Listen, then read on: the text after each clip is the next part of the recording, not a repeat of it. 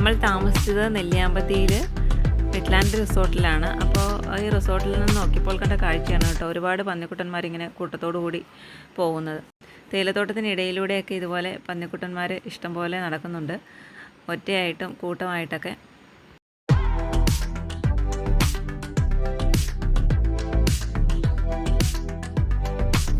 എല്ലാവർക്കും ശിവാസ് ഡയറിയുടെ പുതിയൊരു വീഡിയോയിലേക്ക് സ്വാഗതം. നെല്ലിയാമ്പതിയിലെത്തിയാൽ എല്ലാവരും തന്നെ പോയിരിക്കേണ്ട ഒരു ഓഫ് റോഡ് ജീപ്പ് സഫാരിക്കാണ് നമ്മളിന്ന് പോകുന്നത്. ചതുരംഗപ്പാറയിലേതുപോലെ തന്നെ ഒരു രക്ഷയുമില്ലാത്ത കാറ്റാണ് ഇവിടെ.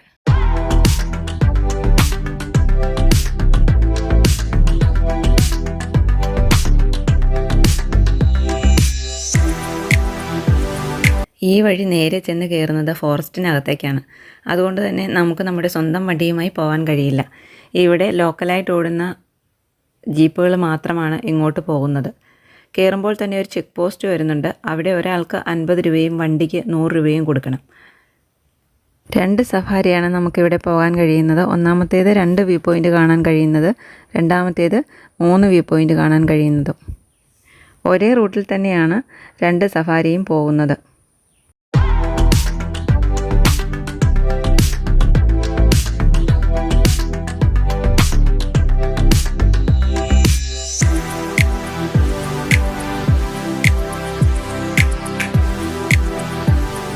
രണ്ട് വ്യൂ പോയിൻ്റ് കാണാൻ കഴിയുന്ന ഈ ഒരു സഫാരിക്ക് 1400 രൂപയാണ് വരുന്നത്.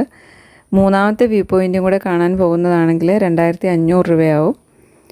അപ്പോൾ ഈ കാണുന്ന നമ്പറിൽ വിളിച്ചു കഴിഞ്ഞാൽ നമുക്ക് മിസ്റ്റി വാലി പോലുള്ള റിസോർട്ടിൽ റൂം ബുക്ക് ചെയ്യാൻ കഴിയും. ഒരുപാട് തിരക്കുള്ള സമയങ്ങളിലാണെങ്കിലും നമുക്ക് ഈ ഒരു രാജേഷ് എന്ന് പറയുന്ന ഈ ഒരു ചേട്ടനെ കോൺടാക്റ്റ് ചെയ്ത് കഴിഞ്ഞാൽ നമുക്ക് മിസ്റ്റി വാലി പോലുള്ള റിസോർട്ടിലൊക്കെ റൂം ബുക്ക് ചെയ്യാനായിട്ട് കഴിയും. അതുപോലെ കാടിനുള്ളിൽ ഇപ്പോഴും 2 വീട്ടുകാർ താമസിക്കുന്നുണ്ട്. ബാക്കിയുള്ള ആളുകളൊക്കെ തന്നെ തോട്ടം തൊഴിലാളികളായിരുന്നു.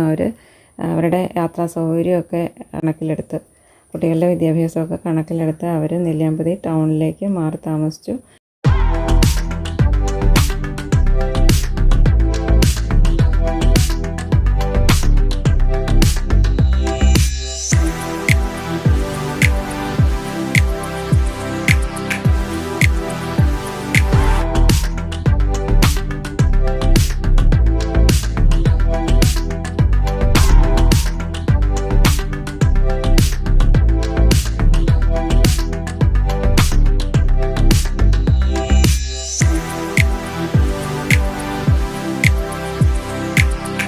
മഴക്കാലത്ത് ഇതുവഴി ജീപ്പ് കൊണ്ടുപോകുക എന്ന് പറഞ്ഞു കഴിഞ്ഞാൽ വളരെ ബുദ്ധിമുട്ടുള്ള കാര്യമാണ്.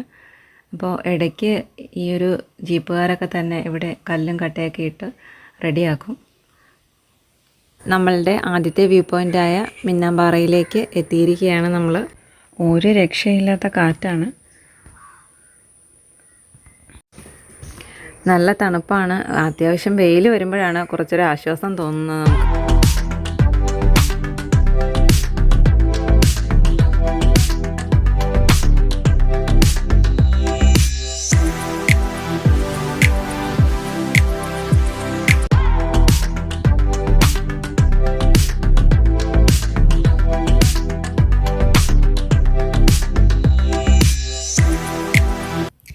ഈ ഒരു ആദ്യത്തെ വ്യൂ പോയിൻറ്റിൽ നിന്ന് കഴിഞ്ഞാൽ നമുക്ക് കാണാൻ പറ്റുന്ന സ്ഥലങ്ങൾ പോപ്സ് ഗ്രൂപ്പിൻ്റെ സീതാർകുണ്ട് വ്യൂ പോയിൻറ്റും പോപ്സ് ഗ്രൂപ്പിൻ്റെ എസ്റ്റേറ്റും പിന്നെ മീൻകര ഡാം, ചുള്ളിയാർ ഡാം, പിന്നെ അതുപോലെ പാലക്കാട് ജില്ലയുടെ മറ്റ് ഭാഗങ്ങളൊക്കെ നമുക്ക് ഇവിടെ നിന്ന് കാണാവുന്നതാണ്.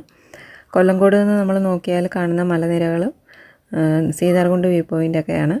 പക്ഷേ നമ്മുടെ ഈ തൊട്ടടുത്ത് കാണുന്ന ഈ ഒരു വലിയ മലയും നമുക്ക് അവിടെ നിന്ന് നോക്കിയാൽ കാണാം. ആദ്യത്തെ വ്യൂ പോയിൻറ്റിലെ കാഴ്ചകളൊക്കെ കണ്ടതിന് ശേഷം നമ്മൾ രണ്ടാമത്തെ വ്യൂ പോയിൻറ്റിലേക്ക് പോവുകയാണ്. ആദ്യത്തെ വ്യൂ പോയിൻറ്റിനേക്കാൾ കൂടുതൽ കാറ്റ് രണ്ടാമത്തെ വ്യൂ പോയിൻറ്റിലാണെന്നാണ് പറഞ്ഞത്. എന്തായാലും നമുക്ക് അങ്ങോട്ടൊന്ന് പോയി നോക്കാം. ആദ്യത്തെ വ്യൂ പോയിൻറ്റിലേക്ക് വന്ന വഴിയേക്കാളും കുറച്ചുകൂടി ദുർഘടം പിടിച്ച വഴിയാണ് കേട്ടോ രണ്ടാമത്തെ വ്യൂ പോയിൻറ്റിലേക്ക് പോകുന്നത്. കഷ്ടിച്ചൊരു ജീപ്പിന് പോകാൻ മാത്രം പറ്റിയ വഴിയാണ്. നമ്മുടെ നെല്ലിയാമ്പതിയുടെ സ്വന്തം ചില്ലിക്കൊമ്പനൊക്കെയുള്ള ഒരു കാടാണിത്. അപ്പോൾ ഈ കാട്ടിൽ കാട്ടുപോത്തും മ്ലാവും പുള്ളിപ്പുലിയും ഒക്കെ ധാരാളം ഉണ്ട്.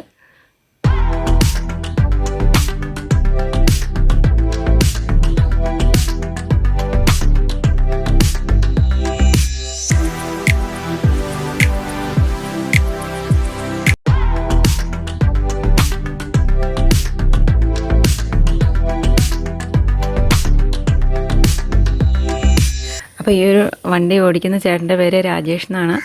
നമ്മളെ ഈ നമ്പറിൽ വിളിച്ചിട്ട് കിട്ടിയില്ലെങ്കിൽ ഈ നമ്പറിൽ വാട്സപ്പിൽ മെസ്സേജ് ചെയ്താൽ മതി എന്നാണ്. അപ്പോൾ ആ ചേട്ടൻ പറഞ്ഞ റൂം ബുക്ക് ചെയ്യുന്നതിനും സഫാരിക്കൊക്കെ ആണെങ്കിലും നമ്മൾ ഈ ഒരു നമ്പറിൽ മെസ്സേജ് ചെയ്താൽ മതി എന്നാണ് പറഞ്ഞത്.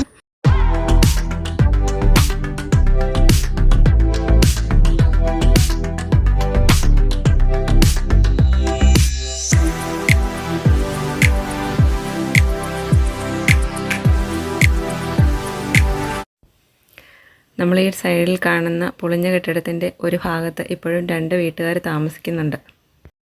നമ്മളുടെ ജീപ്പിൻ്റെ ഡ്രൈവർ ചേട്ടനാണ് കേട്ടോ പറഞ്ഞത്.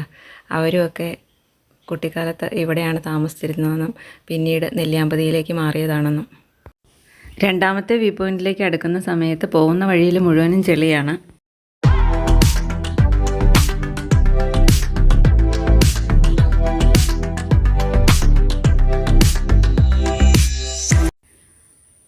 അങ്ങനെ നമ്മൾ രണ്ടാമത്തെ വ്യൂ പോയിൻ്റായ മാട്ടുമലയിലേക്ക് എത്തി. മൂന്നാമത്തെ വ്യൂ പോയിൻ്റായ കാരശ്ശേരി അമ്പലത്തിലേക്കുള്ള വഴിയാണ് മൂന്നാമത്തെ വ്യൂ പോയിൻ്റ് വരുന്നത്. വ്യൂ പോയിൻറ്റിലേക്ക് നമ്മൾ പോകുന്നില്ല. രണ്ടാമത്തെ വ്യൂ പോയിൻ്റ് കുറച്ചുകൂടെ ഉയരത്തിലുള്ളതാണ്. അതുകൊണ്ട് തന്നെ ഭയങ്കര കാറ്റാണ്. കാറ്റിനൊപ്പം തന്നെ ഈ ഒരു പൊടിയും പറക്കുന്നുണ്ട്.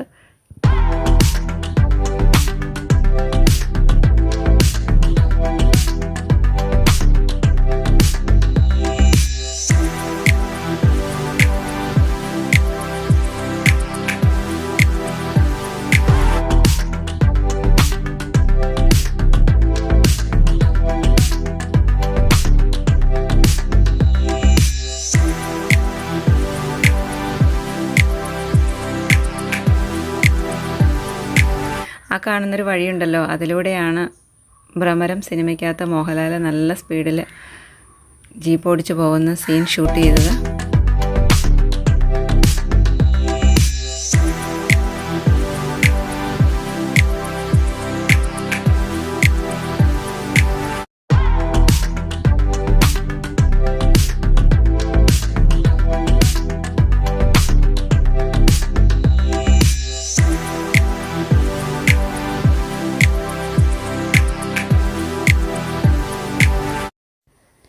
നമ്മുടെ ഈ ഒരു വീഡിയോ ഇഷ്ടപ്പെട്ട് കഴിഞ്ഞാൽ ഒന്ന് ലൈക്ക് ചെയ്യാനും സബ്സ്ക്രൈബ് ചെയ്യാനും മറക്കരുത്. സൂര്യൻ അസ്തമിക്കാറായിക്കൊണ്ടിരിക്കുന്നു. അപ്പോൾ ലൈറ്റൊക്കെ പോകാറായി. നമ്മൾ പതുക്കെ താഴത്തേക്ക് ഇറങ്ങുവാണ് വീണ്ടും. അപ്പോൾ പോകുന്ന വഴിക്ക് നമുക്ക് കിട്ടിയൊരു ആനിമൽ സൈറ്റാണ് ഈ കാണുന്ന മ്ലാവ്. കുറച്ച് ദൂരെയാണ് കേട്ടോ, കാടിനുള്ളിൽ നിൽക്കുമായിരുന്നു.